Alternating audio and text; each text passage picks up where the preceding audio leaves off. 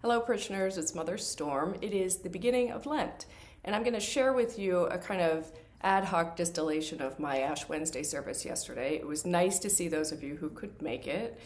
What I talked about in that sermon to get us off to a good start to Lent was joy and the way joy plays a role in this, what we normally think of as somber season. I began with an illustration from a visit to my office a couple of weeks ago of a woman and her mother who are coming over to ours from a Roman Catholic tradition. And the mother said something I'd never heard before. She, in referring to people who don't come to church very often, called them palms and ashes Christians.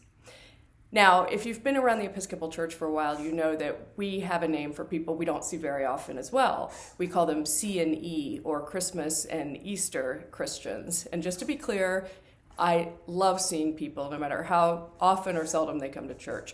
But that's just sort of our shorthand for those folks who come for Christmas and Easter. And what was funny about it to me is that in the Roman Catholic tradition, palms and ashes Christians, these are people who come for the two most solemn days of the church year. Whereas in our tradition, people show up for the two most joyous occasions of the church year, which says so much about us. But what I wanted to impress upon folks for Ash Wednesday and Lent is that, viewed a certain way, this is also a season of joy. Lent, Ash Wednesday, Holy Week. For one, it throws into contrast Easter and helps us see, when we observe these 40 days of Lent, Easter as the brilliant, dazzling, wonderful day that it is. So there's the contrast.